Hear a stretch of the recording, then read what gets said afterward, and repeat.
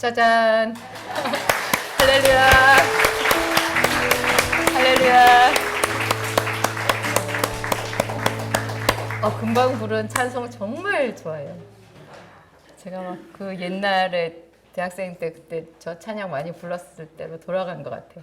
가사 안에 그 복음서의 내용이 다 들어있잖아요. 엠마오로 행하시던 주님 오늘도 허물 많은 베드로를 용서하시고 의심 많은 도마에게 확신 주시고 그런 구절 하나하나 너무나 아름답고 변함없으신 예수 그리스도, 변함없으신 예수 그리스도. 복음서를 예수님께서 저한테 많이 보라고 하셨거든요. 제가 그 말에 100% 순종했어요. 그래서 복음서를 정말 외울 만큼 많이 봤어요. 제가 거의 많이 외워요. 그게 저한테 가장 유익이 돼요. 예수님이 그냥 느껴지는 거예요. 그러니까 기도를 할 때 특히 이제 방언으로 기도를 하잖아요. 방언으로 기도를 하면 방언이 정말 유익해요. 방언 못 하시는 분들 한 사람도 없으시기를. 방언으로 딱 기도를 들어가면 바로 예수님이 오셔요. 저는 항상 그래요. 그냥 그분이 느껴지는 거예요. 그 사랑이 느껴지고, 그 옷자락이 느껴지고, 그분의 그 앞에 제가 있는 거죠. 항상 그분은 서 계시고 저는 엎드려 있어요. 그 발 밑에 엎드려 있는데 얼마나 행복한지 몰라요. 저는 제 평생의 소원이 제가 만난 그 강렬한 예수님, 그 사랑의 예수님을 모든 사람들이 예배 중에 만났으면 좋겠고 제가 만났던 것보다 더 뜨겁게 만나시기를 하나님 제발 모든 사람들이 다 만나는 거 제가 옆에서 볼 수 있게 해주세요. 그게 하나님 나라가 임하는 거잖아요. 네, 그렇게 하는 가장 쉽고도 정직한 방법이 복음서를 외울 만큼 많이 보는 거예요. 왜냐하면 복음서, 성경도요. 성경을 처음부터 끝까지 읽는 거 아주 좋은데요. 이 성경이 강약이 있다는 걸 알아야 돼요. 성경에서 뺄 거는 없어요. 그런데 성경에서 강약은 있어요. 더 중요한 말씀이 있다고요. 가장 성경에서 제일 중요한 말씀이 복음서예요. 사복음서 있죠. 왜냐하면 성경은 예수 그리스도에 대한 책이고 예수 그리스도에 대한 그림자거든요. 구약은 그림자예요. 신약은 오신 예수님에 대한 이야기인데 특히 복음서 4개는 예수님의 행적 그 자체를, 육성의 음성 그 자체를 다 기록해 놓은 거잖아요. 그래서 복음서를 거의 외울 만큼 봐야 돼요. 사실상 외워야 돼요. 많이 보다 보면 저는 저의 제자들한테 그렇게 말을 해줬어요.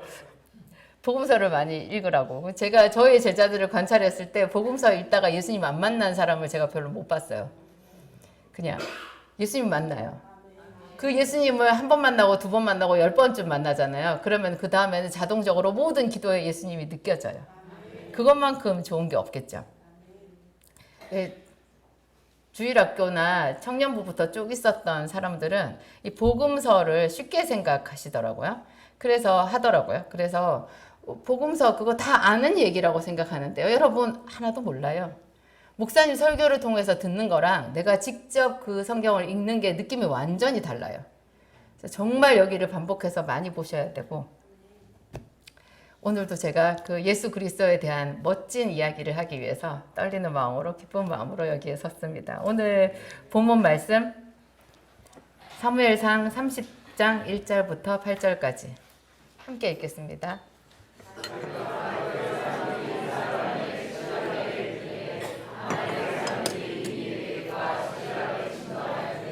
그들이 시글락을 쳐서 불사르고 거기에 있는 젊거나 늙은 여인들은 한 사람도 죽이지 아니하고 다 사로잡아 끌고 자기 길을 갔더라.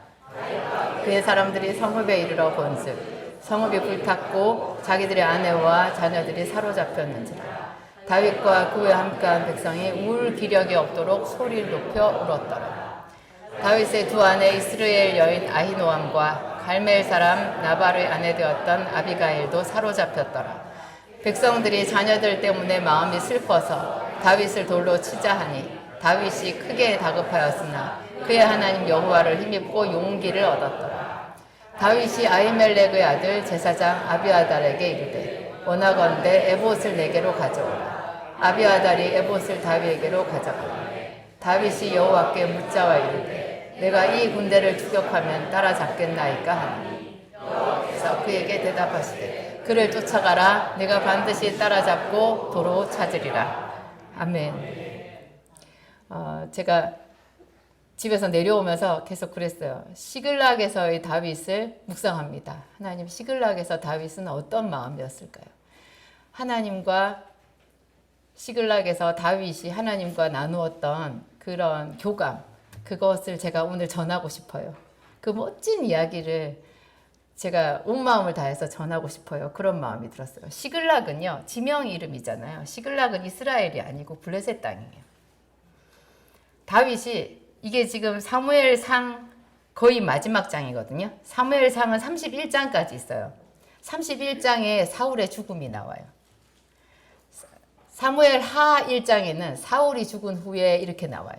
사무엘상과 사무엘하를 가르는 결정적인 사건이 사울의 죽음이에요. 사울의 죽음 직전, 사울이 왕이었잖아요. 그 왕 사울이 평생에 다윗을 죽이려고 했고, 그런 다윗의 대적이었는데 다윗은 사울을 죽이지 않았잖아요. 죽일 기회가 몇 번 있었는데도 드디어 하나님이 사울을 데려가셨어요. 그 직전이 30장이거든요. 31장이 사울의 죽음이고 30장인데 다윗이 사울을 피해서 돌아다니다가 블레셋 지방으로 도망을 간 거예요. 이 부분이. 그래가지고 블레셋 왕 아기스 앞에 갔어요. 근데 블레셋 왕 아기스가 요 시점에는, 요 앞에 다른 시점에서는 거기서 미친 척하고 나왔었잖아요. 근데 요 시점에서는 블레셋 왕 아기스가 다윗을 굉장히 이쁘게 봐요.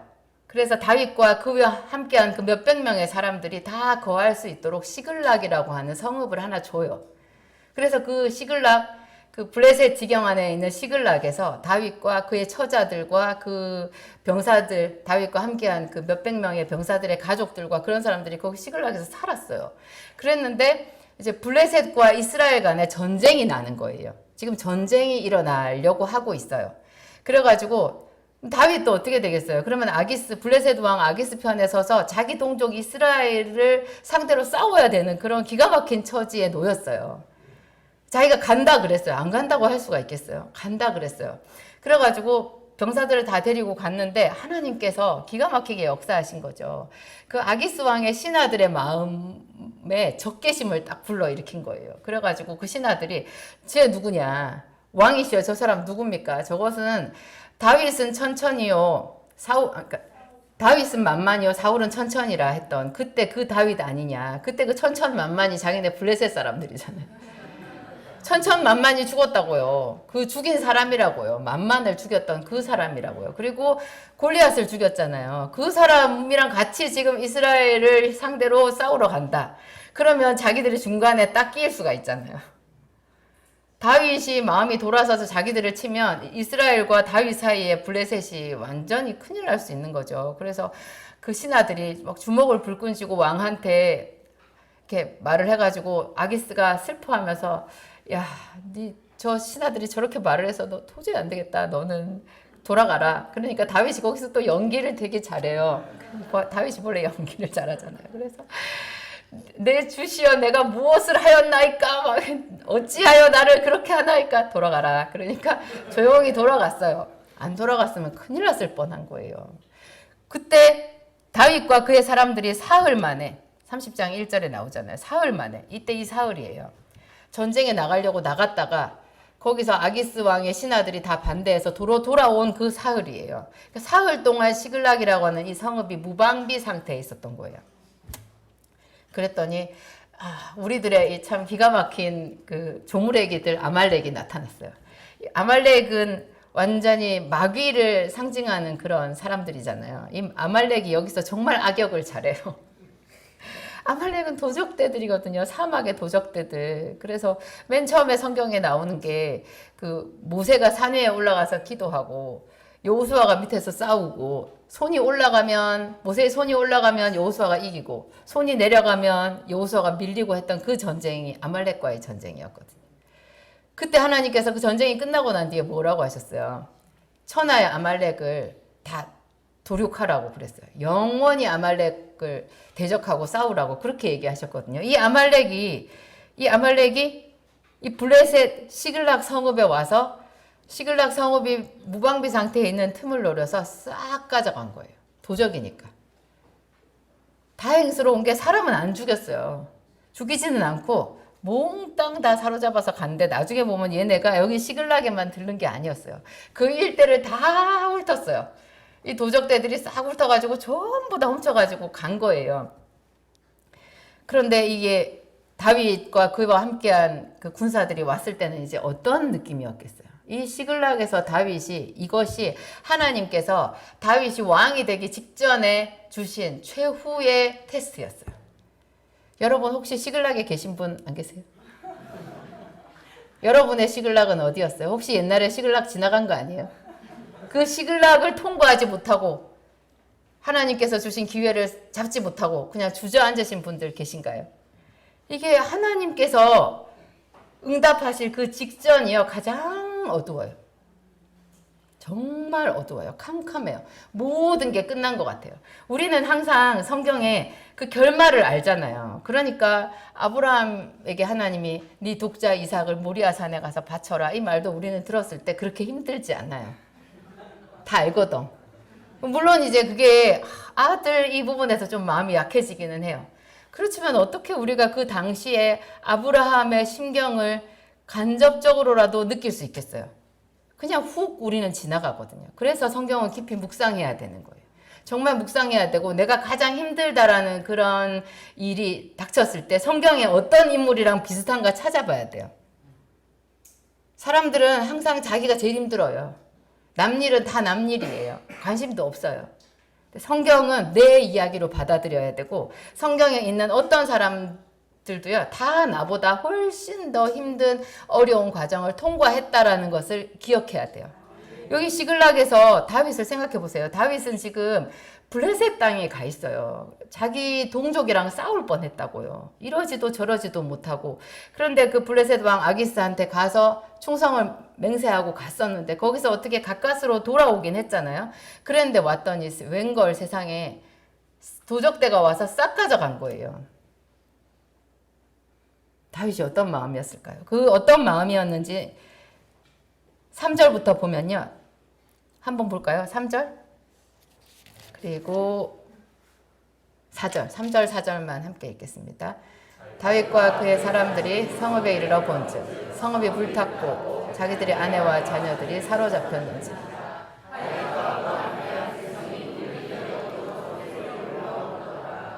여러분이 어디 갔다 왔는데 집이 다 탔다고 생각해 보세요. 다른 거 다 필요 없어요. 자식들이 사로잡혀 갈 필요도 없어요. 그냥 집이 다 불탔어요. 별 좋지도 않은 집이 불탔어요. 그것만 해도 얼마나 충격이겠어요. 그런데 식구들, 가족들이 다 없는 거예요. 없어요. 죽었는지 살았는지 알 수가 없어요. 우리들이나 알죠. 사로잡아 갔다고. 여기서는 알 수가 없잖아요. 싹 불타버린 거예요. 그래서 다윗과 함께한 이 블레셋 왕 아기스에게로 갔던 사람들이 전부 남자죠. 여러분 남자들 잘 울어요? 남자들 잘 안 울어요. 여자들이 잘 울지. 그런데 여기 4절에 보세요. 이 남자들이 어떻게 됐다고요? 울 기력이 없도록 소리를 높여서 울었다. 이 구절이 이 시글락에서의 다윗의 처지를 단적으로 말해주는 거예요. 다 불탔어요. 아무것도 남은 게 없어요. 식구들도 다 죽었는지 살았는지 사라졌는데 얼마나 이 사람들이 놀랬겠어요. 그래가지고 이 남자들이 처절하게 울은 거예요. 얼마나 울었냐? 울 기력이 없도록. 열심히 하나님과 함께 동행하고 하나님과 함께라고 생각하고 열심히 살았는데 벽에 딱 부딪혔을 때 이런 느낌이 들 때가 있어요. 제가 안산에 오자마자 의약분업이 된다고 했을 때 딱 그랬어요.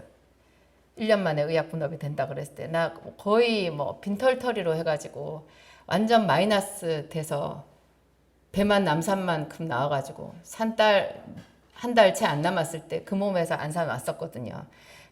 어떻게 살았는지 모르겠어요. 다시 옛날로 돌아가고 싶지 않아서 제가 출산하고 몸조리도 안 하고 새벽기도 다니고 저녁에도 기도하고 아침에도 기도하고 정말 열심히 살았는데 1년이 채 안 됐을 때 의약분업이 된다는 거예요.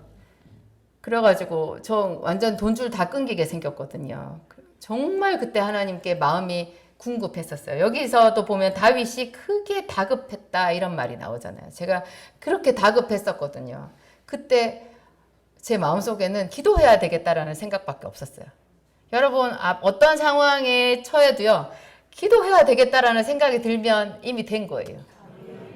기도해야 되겠다라는 생각을 보통 못 하시더라고요. 그냥 그 환경에 눌려 있어요. 환경에 눌려서 어떤 다른 생각을 하지를 못해요. 잠을 못 자고 밥을 못 먹고 주변 사람들한테 화를 내고 뭐 그렇게 하기는 해도 기도해야 되겠다라는 생각은 잘 못 하시더라고요. 근데 이게 되면 그 사람은 걱정이 없어요. 그게 믿음의 사람인 표시거든요. 그때 제가 새벽 예배 갔을 때 받았던 말씀이 딱 이때 이 말씀이었어요. 다윗이 그때 그 당시에 성경에는 크게 궁급했다 이렇게 말이야. 다급이 아니라 궁급하였으나 그 하나님 여호와를 힘입고 용기를 얻었더라. 근데 여기서 한 가지가 더 있어요. 6절 한번 볼까요? 울 기력이 다 하도록 울고 난 뒤에 6절 보면 뭐라고 되어 있어요? 함께 읽겠습니다.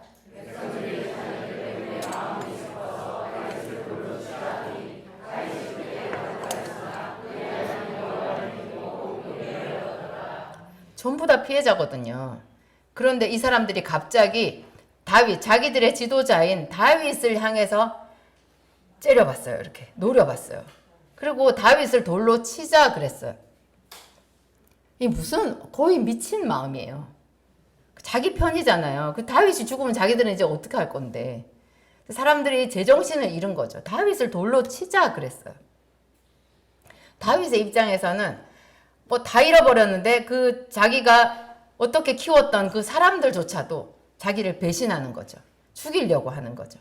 근데 얼마나 코너에 몰렸는지 알 수 있죠. 이 마지막 다윗이 왕위에 오르기 그 직전의 시험이 진짜 혹독했어요.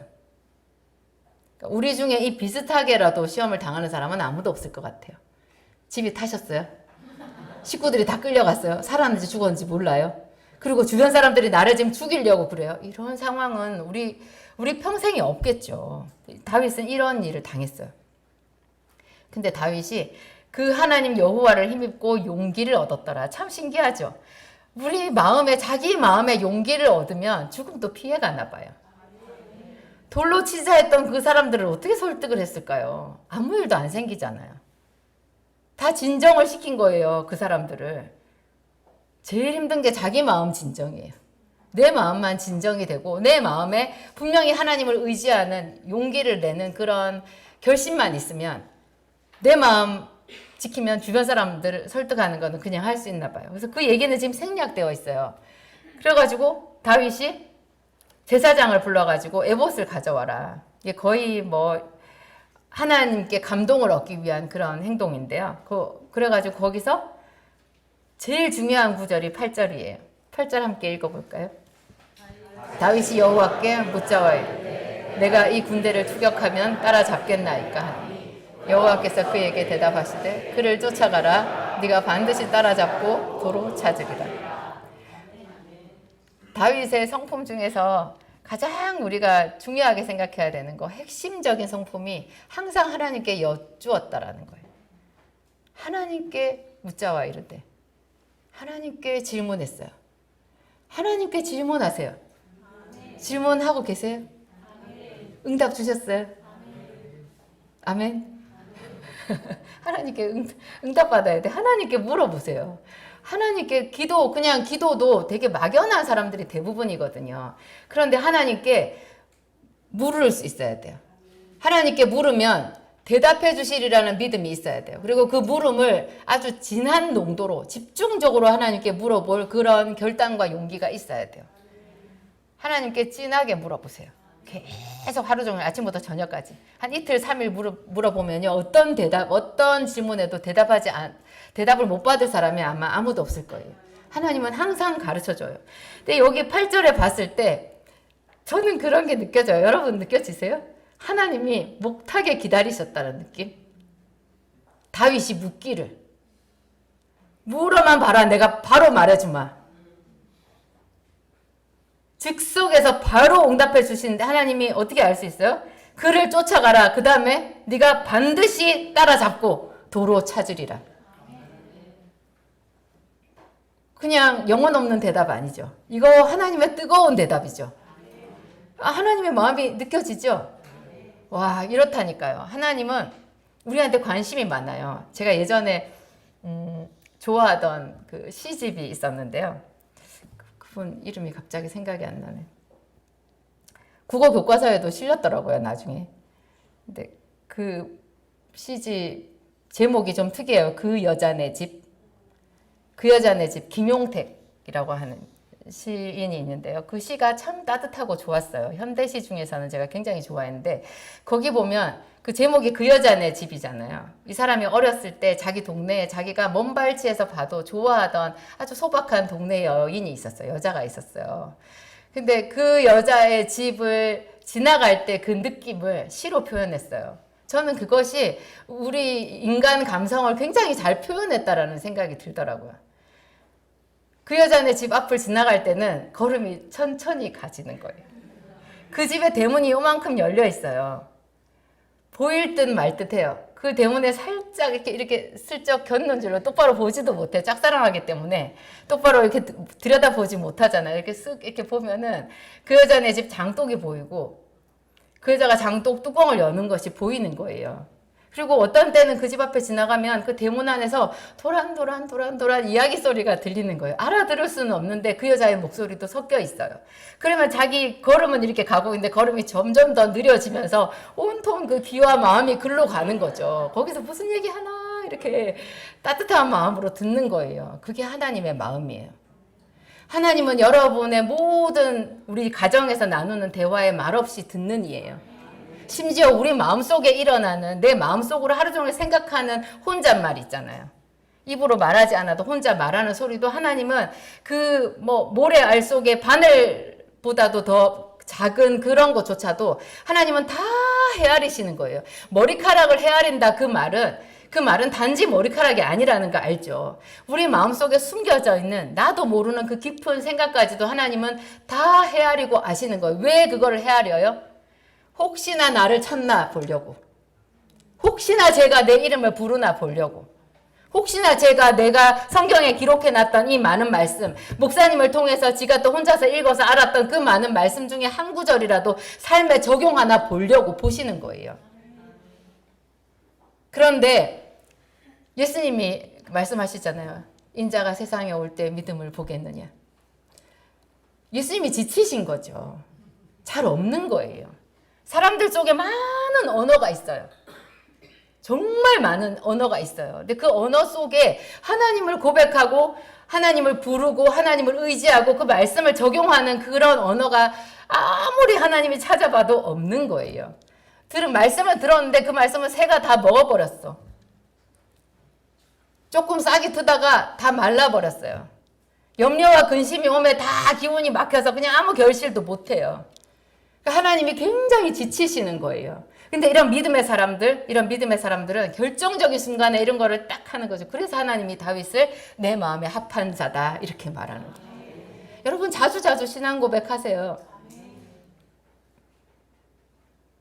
조금 닭살일지 모르겠는데 제가 제 남편한테 좀 사랑한다고 말을 좀 해봐요. 사랑한다고 말을 좀 해봐. 특히 자기 전에 있잖아요. 하루회를 마감하는데 자기 전에 여보 고생했어. 오늘도 수고했어. 사랑해. 이렇게 말하면 얼마나 좋을까요? 세상의 모든 남자들이요. 그 사랑한다고 말하면 어디 덧나냐고. 제 남편은 제가 30년을 훈련을 시켰는데도 지금도 잘 안 됐어요. 그래서 얼마 전에는 뭐라고 하는지 아세요? 한 번 말하면 유효한 거야. 내가 싫다고 말하지 않으면 사랑하는 거야. 그렇게 얘기하는 거예요. 그러지 말고 말로 해주세요. 말로. 그랬더니 또 머리를 써가지고 뭐라 하냐면은 팔을 이렇게 탁탁탁 쳐요. 이게 이제 앞으로 약속이래요. 이게 탁탁탁 하면 이게 사랑한다는 말이에요. 아유 정말. 그래서 내가 탁탁탁 하지 말고 그러면 기도 끝나고 여기서 나가서 집으로 올라갈 때 어깨를 이렇게 어깨동무를 해달라 그랬어요. 그러면 내가 그거를 사랑해 하는 말로 받아들인다고. 남자분들 아셨죠? 예. 가정의 평화를 위하여. 항상 그 사랑한다는 말이 필요해요. 정말 필요해요. 하나님께 그 사랑한다는 고백을 해야 되는 거예요. 하나님께 사랑한다는 고백은요, 입으로 하나님 사랑해요 이런 것보다도 성경에 있는 말씀으로 하는 게 좋아요. 성경에 있는 말씀으로. 성경에 있는 어떤 말씀도 좋아요. 이야기도 괜찮아요. 오늘 우리 시글락에서 하나님 다윗과 함께 해주셨죠. 저를 구원해 주신 것 같이 기뻤어요. 이렇게 말하는 거 있죠. 성경에 얼마나 많은 이야기들이 있어요. 난 암송을 못해서 못해 이런 말 못해요. 이야기 아시잖아요. 이야기를 하는 거예요. 만나를 주셨죠. 그 백성들이 만나 싫다 그랬어요. 근데 저도 하나님이 주신 거를 감사를 잘 모르고 산 것 같아요. 하나님 더 감사할 수 있게 저에게 감사하는 마음을 주세요. 생각해보니까 감사가 갑자기 많네요. 그러면서 이것도 감사 그런 식으로 하는 거예요. 그냥 뭉뚱거려서 막연하게 그냥 하나님 사랑해요 이렇게 말하는 거요. 하나님은 그렇게 값싼 분 아니에요. 그분은 정말 고귀하신 분이고 정말 지식과 명철이 한이 없으신 분이고 내가 지금 입만 뻥끗하는지 중심에서 나오는지 다 아시는 거예요. 그래서 하나님께 사랑한다라고 말할 때는 하나님과의 어떤 추억을 끄집어내서 그 사건으로 말을 하는 게 가장 좋아요. 아니면 시편에 나와 있는 그 많은 시 구절들이 있잖아요. 성경 말씀들 그런 거를 베드로가 고백했던 거 주는 그리스도시요 살아계신 하나님의 아들입니다. 이런 거를 하셔도 되고 여호와는 나의 목자시니 내게 부족함이 없으리로다 이런 걸 하셔도 되고 이 한 구절 어떤 한 구절을 일주일 내내 똑같은 구절을 하셔도 돼요.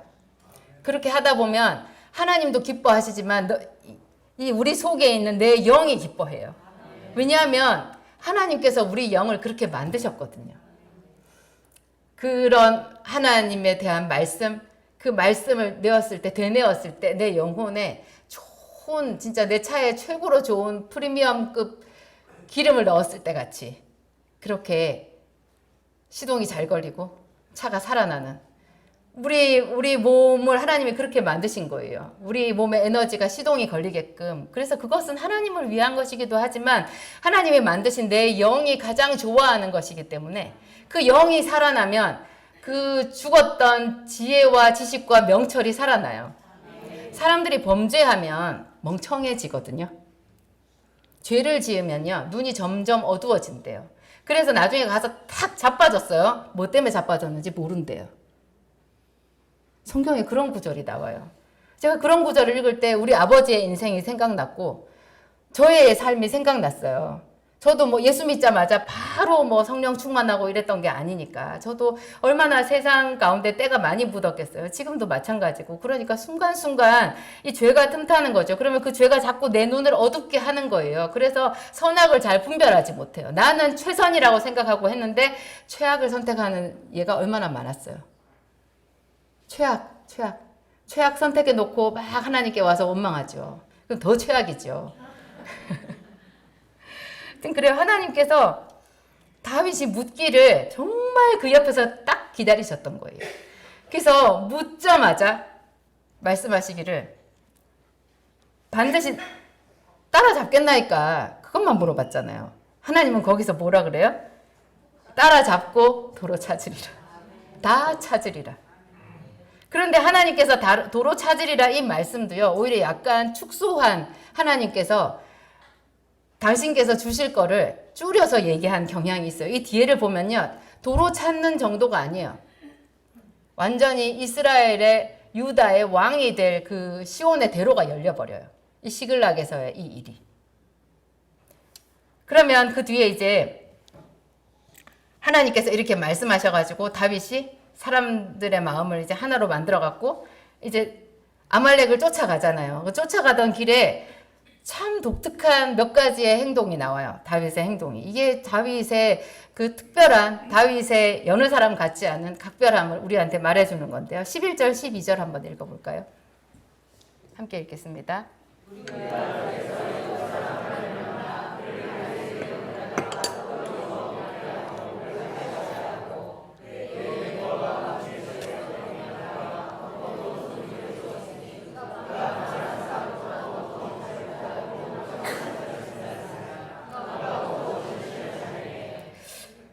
가다가 다른 사람을 돌아본 거예요. 지금 다윗과 그와 함께한 사람들은 아무것도 눈에 보이는 게 없을 거예요. 누구 다른 사람을 불쌍하게 여길 겨를이 어디 있겠어요. 그런데 가다가 들에서 애굽 사람 하나를 만났어요. 가만 보니 애굽 소년이에요. 나중에 13절에 보면 이제 다윗이 먹을 거를 주고 걔가 정신을 차린 다음에 물어보거든요. 너 누구냐? 어디서 왔냐? 물어보니까 애굽 소년이에요. 소년이에요. 그리고 아말렉 사람의 종으로 끌려간 거예요. 얘도 기가 막힌 애죠. 애굽 사람이었는데 아말렉의 종으로 끌려간, 아말렉이 애굽까지 가가지고 도적질을 한 거죠. 그래서 얘를 납치해가지고 종으로 삼은 것 같아요. 그런 애인데 병이 들었더니 이 아말렉 사람이 얘를 버린 거예요. 병 들어가지고 들에서 죽어가던 소년 하나를 챙겨가지고 걔를 돌봐주고 떡을 주워 먹게 하고 물을 마시게 하고 걔가 정신을 차리기까지 기다려준 거죠. 이게 누가 이렇게 할 수 있겠어요? 은혜를 베푼 거예요. 참 다윗이 보통 사람이 아니라는 것을 알 수 있죠. 그리고 또 9절에도 이야기가 나오는데요. 9절에도 보면은 처음에 다윗이 600명을 데리고 가거든요. 근데 가는데 그 중에 200명이 너무나 지친 거예요. 우리 앞에서 봤죠. 울 기력이 없도록 울었다고. 그리고 그 앞에도 블레셋 왕 아기스랑 함께 전쟁에 나가려고 갔다가 사흘길을 돌아온 거잖아요. 그러니까 이미 그 600명들도 다들 한결같이 사람들이 지친 거예요. 근데 그 중에서 유독 많이 지친 200명이 있었는데 그 200명을 거기다 머물게 놔둬요. 지금 머물게 놔두게 생겼어요. 저는 우리나라 사극 옛날 영화에 보면요. 이런 군사들 못 따라가겠다고 말하는 군사들 쳐서 죽이던데. 뒤처지는 자는 그냥 다 쳐버리잖아요. 근데 다윗은 참 긍휼이 많아요. 힘드냐? 쉬어. 그리고 진짜 괴로운 애들은 거기 남겨두는 거죠. 남겨두고 그러고 갔어요. 애굽 소년을 돌봐줬는데 이 애굽 소년이 길잡이가 돼요. 지금 아말렉을 쫓아가잖아요. 아말렉을 어디로 쫓아가겠어요? 어디로 갔는지 알고 가겠어요. 근데 이 소년이 길잡이가 돼가지고 딱 그 아말렉 그 진을 찾아서 정확하게 갈 수 있었어요. 갔더니 이 아말렉 이놈들이 그 일대를 다 뭐 시글락만 문제가 아니라 다 도적질을 해서 지금 한탕 단단히 한 거예요. 다 성공했어요. 그래갖고 거기서 정말 거나하게 막 먹고 마시고 퍼진 거죠. 그걸 보고 이제 다윗이 그냥 다 친 거예요. 그래가지고 아말렉 그 군대들 중에서 정말 거의 다 낙타를 타고 도망한 소년 400명 외에는 피한 사람이 없었대요. 아말렉을 완전 싹 진멸했어요. 그리고 거기에서 다 찾은 거죠. 자기들 잃어버린 거 다 찾았는데 여기서 더 중요한 게 있어요. 18절 제가 했나요? 18절, 19절, 20절까지 함께 읽겠습니다.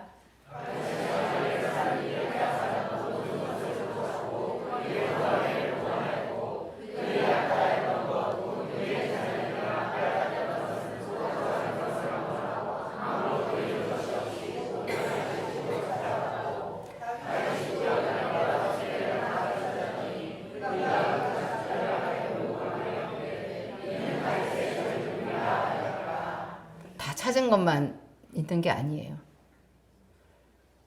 소떼와 양떼를 다 얻었어요. 아말렉이 싹 훔친 거 있잖아요. 그게 전부 다윗의 소유가 돼버린 거예요. 그래서 다윗의 전리품이 됐어요. 여러분 우리나라의 대통령 선거에 나가려면 빈손으로 나갈 수 있어요? 사람도 굉장히 많아야 되고요. 돈도 있어야 돼요. 돈이 많이 있어야 돼요. 뭘 하려고 하면 사업을 하려고 해도 사업 자금이 있어야 하잖아요. 큰 사업 하려고 그러는데 다윗이 왕위에 오르기 위해서 하나님께서 준비해 놓으신 전리품들이었어요. 그래서 이 아말렉은 멋지게 하나님의 도구로 쓰임 받은 거죠. 그런데 만약에 다윗이 하나님을 정말로 신뢰하고 하나님을 의지하고 사랑하고 그렇게 하지 않았다면 그냥 시글락에서 망해버리고 끝났을 거예요. 누가 알았겠어요? 이런 하나님의 전략이 있다라는 것을. 그래서 제가 오늘 말씀 제목이 뭐예요? 저주를 축복으로 바꾼 믿음의 기도예요. 본래 우리 주변의 모든 것이 다 저주예요. 다 저주예요. 가장 뭐 재벌집 아들이라고 하더라도요. 그 사람 나름대로 거기에 어려움이 있거든요. 고통이 있어요. 그런 거 천국에는 없는 거잖아요. 그거 저주거든요. 그냥 좋은 거 하나도 없이 다 저주만 깔고 앉아 있는 사람들도 있어요. 정말 그런 것만 깔고 앉아 있는 사람들도 있는데 그 상황에서 뭐든지 다 하나님께 올려드리면 전부 다 바꿔주실 수 있는 거예요. 다 축복으로 바꿀 수 있는 거예요. 그래서 우리는 그런 훈련을 하는 거예요. 아, 이것도 하나님이 바꿔주시려고 하는 거구나. 우리 눈에 보이는 건 아무것도 없어요. 하지만 하나님을 믿는 거죠. 다윗이 하나님께서 자기를 위해서 자기를 왕으로 삼기 위해서 이런 일을 했다라는 것을 상상이나 했겠어요? 전혀 상상을 못한 거죠. 저도 그랬어요. 선부동에서 2014년도 지금 거의 10년 된데 내년 되면 10년이잖아요. 2014년도 1월, 2월, 3월 그때 제가 정말 많이 울었거든요. 그 10년 넘게 있었던 그 건물의 그 약국에서 제가 이제 맨몸으로 나와야 되게 생긴 거예요. 그 이상한 애들이 와가지고 불법으로 거기 3층에 측약국 넣고 다 의사랑 짜고 막 이렇게 해가지고 저만 왕따가 된 거죠. 저는 1층에 있었는데 3층에 병원이 세팅이 돼 있었거든요. 근데 거기 뭐 허술한 병원이 하나 있었는데 그 병원을 줄이면서 나머지 그 평수에다가 뭐 피부과 뭐 여러 가지 그 처방전 많이 나오는 병원을 다 입점을 시켜가지고 그 한가운데 가장 좋은 자리 노른자위 자리를 구획을 새로 해가지고 거기다 약국을 딱 넣은 거예요. 근데 사실 병원만 있는 층에 약국이 들어가는 거 불법이거든요. 다른 시설이 같이 있어야 돼요. 병원 외에. 그런 게 있어야 거기 층에 약국이 들어가죠. 그건 완전히 담합이잖아요. 들어가면 안 되는데 그 부동산 브로커가 거기다가 지 부동산 사무실을 냈어요. 근데 부동산 사무실은 다중시설이 아니기 때문에 그 개설 등록에 하자가 있거든요. 그런데 보건소에서 그냥 이렇게 내주고 나니까 돌이킬 수가 없는 거예요. 제가 아무리 민원을 넣어도 소용이 없고 저만 완전히 낙동강 오리알이 되고 말았어요. 제가 거기서 하나님께서 주시는 더 큰 거를 꿈꾸면서 정말 기도를 많이 했었거든요. 그래서 어떻게든지 약국을 살려서 이제 왜냐하면 뭐 저는 그냥 먹고 사는데 지장 없었어요. 그냥 저 한 몸 먹고 사는 거는 우리 애들이랑 이렇게 살 수 있는데 교회를 세워야 되니까. 저는 성도들이 기다렸다니까요. 와서 같이 교회를 세울 성도들이 기다렸는데 안 오는 거예요. 그래서 기다리다가 어느 날 제가 알았다고요. 이게 교회 내가 세워야 되는구나. 그래서 제가 그거를 그냥 그 잔을 제가 아멘하고 받았어요. 그래가지고 제가 목사님한테 목사님 교회를 지으려면 얼마나 들까요? 물어봤더니 20억이라고 해서 아멘 제가 그 돈 하고 싶어요. 그렇게 딱 마음 먹고 이 일이 생겼어요. 마음 먹고 한 1년인가 2년인가 열심히 기도하고 난 뒤에 저는 뭐든지 다 이제 될 줄 알았어요. 그래서 3층에 막 병원이 들어온다길래 아멘 할렐루야 했는데 그렇게 된 거예요. 그래가지고 그 같은 빌딩 안에 있는 그 상인들이요 전부 저를 보면 혀를 차는 거예요. 그 자존심 상하는 거 이루 말을 할 수가 없었어요. 그리고 저한테 10년 넘게 그 약을 지어가던 단골로 오던 그 여자들이 어쩜 그렇게 그 사람들도 다 아말렉 같은 사람들이었어요. 어떤 사람이 3층 그 약국에서 약을 딱 지어요. 그래가지고 그 집 그 약 봉투 비닐 봉투에다 약을 해갖고 달랑달랑 들고 저한테 와요. 한번 쓱 돌아보고 씩 웃고 가요. 사람들 그렇게 잔인해요. 손님이 없네요. 그러면서 그러고 가요.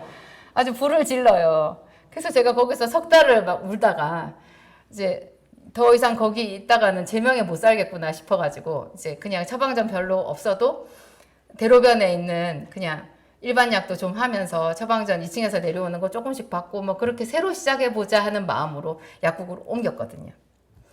그 옮기고 나서도 제가 한 3년 넘게 거기서 고생을 많이 했는데 왜냐하면 제가 생각한 것처럼 그런 그림이 안 나왔어요. 그래서 들어가자마자 제가 한 석 달 만에 여기가 아닌가 그래가지고 또 하나님께 그때 기도했었거든요. 큰일 났어요. 하나님 저 갈 데도 없고 다른 사람들은 믿음이 없어서 절대로 약국을 한다고 그렇게 말하는데 하나님은 아시잖아요. 하나님이 하라고 해서 하는 약국인 거 아시잖아요. 근데 저 길을 잃어버린 것 같아요. 근데 이상하네. 예수님이 길이신데 내가 왜 길을 잃었을까? 난 한 번도 기도를 신 적이 없는데 내가 왜 길을 잃었을까?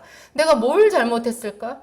그러면서 정말 그때 기도했던 것 같아요. 한 3일을 하나님께 계속 어떻게 된 거냐고 물었더니 3일 정도 딱 지났을 때 하나님이 말씀하셨어요. 여기가 장소는 좋다. 화가 났었어요. 차라리 어디를 가라고 하면 좋지. 가라고 하면 일단 거기는 그 괴로운 장소는 벗어날 수 있잖아요. 다른 건 다 그냥 믿습니다 하고 일단 질러버리면 되니까. 그렇게 하면 되는데, 여기가 장소는 좋다 하면 매일매일 그 괴로운 일상은 거기서 내가 버텨야 되는 거예요. 그 빌딩 안에서 사람들도 거기서도 다 저를 손가락질 하더라고요. 2층이 약국인데 1층에 약국이 또 생겼어? 이 약국이 그 골치 아픈 그 약국이야? 이 약국이 들어오고 난 뒤에 이 빌딩이 아주 시끄러워졌어. 그 2층의 약사가 그렇게 저를 못 살게 구는 거예요. 그래서 보건소에 민원 넣고 되지도 않은 걸로 민원 넣고 시청에다가도 민원 넣고 뭐 불법으로 확장을 했는데 저는 새로 들어갔거든요. 제가 뭐 확장을 한 게 뭐가 있어요. 그래서 시청에서 나오고 보건소에서 나오고 막 그랬어요. 근데 하여튼 거기서 제가 버텼죠. 하나님이 장소는 좋다 하니까. 그래도 밑에 했는데 하루하루 한 달, 두 달 버텨졌어요. 근데 거기서 버티다가 제가 지금 이렇게 된 거죠. 정말 신기한 일이 됐어요. 제가 나중에 그 빌딩에서 너무 좁아가지고 이사를 나올 때 그 빌딩 안에 있는 모든 상인들이 다 저를 보고 눈이 이만해져가지고 있죠. 그리고 너무 아쉬워했어요. 제가 거기서 손님들을 얼마나 많이 불러왔나. 거기 있던 파리바게뜨, 이디야 커피숍, 심지어 미용실까지 있죠. 저를 기다리던 손님들이 대기표 받고 미용실 가서 머리 한대요. 식당 가서 다 밥 먹고 이디야 커피숍 가서 커피 마시고 빵집 가서 빵 사고 그 상가가 다 살아나는 거예요. 그렇게 하나님이 저를 명예를 회복시켜 주셨어요. 저에게는 그곳이 시글락이었던 것 같아요. 저 시기에. 뭐 다윗만큼 그렇게 힘들지는 않았지만 저도 그때 내가 뭘 잘못해서 이런 일이 생겼나. 근데 정말로 우리가 잘못해서 생겼을 수도 있는데요. 죄 때문에 생겼을 수도 있어요. 근데 그럴 때 제가 적용되는 말씀드렸죠. 그에게서 하나님이 하시는 일을 나타내고자 합니다. 자기 죄 때문에 자기가 소경으로 태어나고 자기 부모의 죄 때문에 자기가 소경으로 태어나고 그렇게 처참하게 버려지고 그렇게 했다 하더라도 그 사람한테 예수님이 뭐라 그랬어요? 그가 죄를 지은 것도 아니요 그의 부모가 죄를 지은 것도 아니라 그에게서 하나님이 하시는 일을 나타내고자 합니다. 이제 하나님이 그가 주의 이름을 부르기만 하면 순종하기만 하면 베풀어 주실 기적을 딱 예비해 놓고 계신 거예요. 그런데 제가 말씀드렸죠. 아무리 기다려도 하나님의 이름을 부르는 자가 희귀하다고. 그래서 이름을 부르는 자 그 한 사람 다윗이 여기서 여호와께 묻자와 이르되 이렇게 하니까 하나님께서 바로 말씀하신 거예요. 쫓아가라. 네가 반드시 따라잡고 도로 다 찾으리라. 이 말씀 다 여러분의 말씀이에요. 쫓아가세요. 여러분한테 도적질 해간 그 악한 영들 있죠. 7배로 토해놓으라고 그러세요. 예수 그리스도의 이름으로 명하노니 내 인생에서 도적질 해간 악한 것들아 7배로 토해놓을지어다. 한 번, 두 번 하고 포기하지 마세요. 본래 믿음의 기도는요. 계속하는 기도예요. 사람들이 다 옛날에 나 40일 작정 기도했었고 40일 금식도 했었어. 나 일주일 금식 기도했었고 세상에 5일 동안 일주일 동안 금식했는데 배도 하나도 안 고팠다? 뭐 이런 얘기 있잖아요. 저랑 10년 동안 있으면서 자기가 옛날에 금식했을 때 배가 하나도 안 고팠다는 얘기를 10년 동안 계속하는 어떤 여자가 있었어요. 제가 나중에 그 여자한테 화를 냈어요. 고팠겠지. 지금 기도 안 하는 거를 그 옛날에 금식했던 걸로 다 합리화하는 거예요. 그래서 제가 화가 나서 말한 거예요. 열을 1년 그렇게 말한 게 아니에요. 10년을 그렇게 말했다고요. 기도는 옛날에 했던 거 자랑하는 거 아니에요. 지금 하는 거예요. 옛날에 하나님 만났던 거 지금 하나님을 만난다면 그때 하나님 만난 거 좋은 거죠. 그래서 사도 바울도 옛날에 자기 다메섹 도상에서 예수님 만났던 얘기 하더라고요. 바울이 했던 얘기 또 하네. 와, 바울이 여기서 했던 얘기 또 하네. 어머, 이 사람도 좀 수다쟁이였구나. 그런 생각이 드는데 그게 허락이 되는 게 지금 현재 바울은 정말 열심히 있는 기도자고 하나님과 동행하는 자니까 그 이야기를 하면서 옛날 얘기 할 수 있어요. 그래서 제가 뭐라고 하는 거는 지금 안 하면서 옛날 얘기만 계속 하는 사람들은 좀 문제가 많다라는 거죠.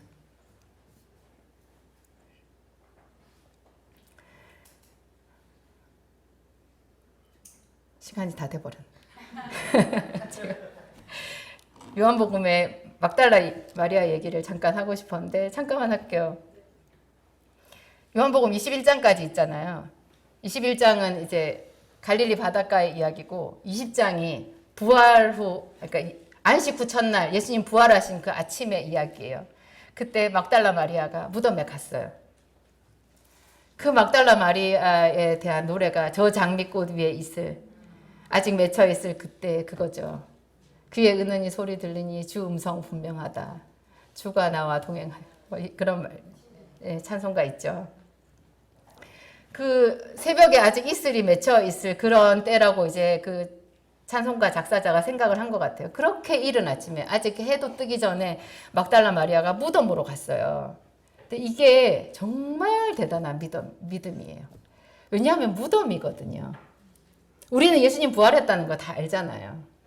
우리는 성령을 부어주셨다는 거 다 알아요. 우리는 응답해 주신다는 거 다 알아요. 막달라 마리아의 믿음은 그냥 예수님께 자기를 드리러 간 거예요. 왜냐하면 그곳에 가면 예수님의 시신이 있거든요. 그냥 아무것도 해줄 수 없는 죽은 예수님께 온 정성을 다해서 자기의 생명을 아끼지 않고, 왜냐하면 거기 군사들이 지키고 있고요. 그 예수를 죽이면서 예수를 따르던 자들도 다 위험에 처해질 수 있는, 제자들도 다 두려워서 도망간 상황이잖아요. 근데 막달라 마리아는 거기 간 거예요. 시신이 문제가 아니에요. 죽은 시신에게 간다는 것도 무섭지만 이게 로마 병사가 더 무섭거든요. 유대인들의 눈이 더 무섭거든요. 그런데 막달라 마리아는 거기를 갔어요. 가서 보니까 무덤이 비어 있잖아요. 무덤이 비어 있는 거를 제일 먼저 발견한 사람이 막달라 마리아인 거예요. 그래서 돌아와서 제자들한테 말을 하고, 그 얘기하니까 베드로와 그 사랑하시는 제자 요한이 막 한달음에 무덤으로 갔는데 보니까 진짜 무덤은 비어 있고 이상한데, 거기서 제자들은 다 뭔가 이상하다고 생각하면서도 고개를 갸웃하면서 돌아갔어요. 그런데 막달라 마리아는 거기서 울고 앉아 있었어요. 그때 예수님이 나타나셨죠. 예수님이 말씀하셨잖아요. 그때 막달라 마리아가 돌아보면서 사람이 내 주를 어디다 갖다 두었는지, 왜냐하면 예수님이 동산직인 줄 안 거예요. 내 주를 어디다 갖다 두었는지 내게 말씀하소서, 내가 가져가리이다. 그러면서 거기서 울어요. 저는 그게 예수님께서 받으신 가장 향기로운 제사가 아닌가. 우리가, 그러니까 이 시글락이 말하는 것이 뭐냐면요, 정말로 진짜로 시글락은 끝났다라고 생각되는 지점이에요. 도저히 자기 생각으로는 더 이상 하나님도 어떻게 할 수 없다. 사람도 다 죽었다. 내가 사랑하는 자도 결국 데려갔다. 죽었다. 그런 시점인 거예요. 근데 그런 시점을 말하는 게 이 막달라 마리아가 무덤가로 찾아간 거거든요. 그런데 막달라 마리아는 그 무덤에 간 거예요. 이게 정말 예수님을 사랑하는 거죠. 그게 사랑이라고 하는 것 안에 믿음이 다 들어있는 거예요. 제가 아까 남편 사랑 얘기했잖아요. 남편이 뭐 사랑만 갖고 사니, 사람이 의리가 있어야지 그렇게 얘기하는 거예요. 제가 의리라는 말을 잘 들었어요. 어제 저녁에 나한테 그렇게 말했어요. 저렇게 참 맨날 사랑을 말하고 그래. 사람이 의리가 있어야지 말이야. 의리만 있으면 되는 거지. 그렇게 말하더라고요. 제가 가만히 생각해 보니까 의리는 믿음이잖아요. 믿음과 충성이잖아요. 그래서 제가 그 말을, 그것도 참 좋은 말이네요. 그리고 난 뒤에 제가 얼른 말했어요. 사랑 안에 다 들어있다고.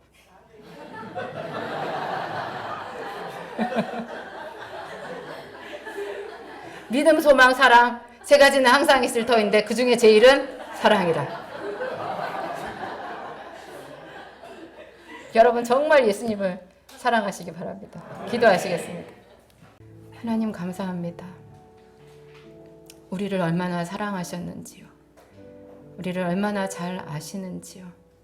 우리 연약함 다 아시고, 우리가 주를 배신한 것도 다 잘 아시고, 주님 없이 그냥 내 뜻대로 살아온 것도 너무나 잘 아시고, 하나님 말씀 상관없이 얼마나 많은 입술로 범죄한 모든 것들도 다 아시면서, 그러면서 하나님 우리를 사랑하십니다. 계속해서 지금도 내 곁에서 내 입에서 주의 이름을 부르는 그 순간이 오기를 기다리고 계시는 줄을 오늘 배웠습니다. 시글락에서 다윗의 마음을 묵상합니다. 시글락에서 다윗이 하나님께 물었던 그 기도의 마음을 묵상합니다. 하나님, 다윗은 크게 궁급하였고 정말 목숨을 내놓아야 되는 그런 상황에서도 하나님을 의지하는 그런 믿음이 있었습니다. 하나님을 사랑하는 그 뜨거운 마음이 있었습니다. 하나님 함께 해주셔서 다윗이 잃어버린 것을 다 찾았을 뿐만 아니라 하나님 그를 영화롭게 해주셔서 그 많은 전리품으로 사람의 마음을 얻고 유다의 왕으로 나아가서는 이스라엘의 왕으로 등극할 수 있게 해주셨습니다. 하나님은 크신 하나님이십니다. 누가 우리 하나님의 지혜와 지식을 당할 자가 있습니까? 우리 인생을 위하여서 제일 좋은 것 예비해 놓으신 하나님을 찬양합니다. 하나님, 이제까지 실패하였어도 이제 우리가 예수 그리스도 안에서 승리를 꿈꿉니다.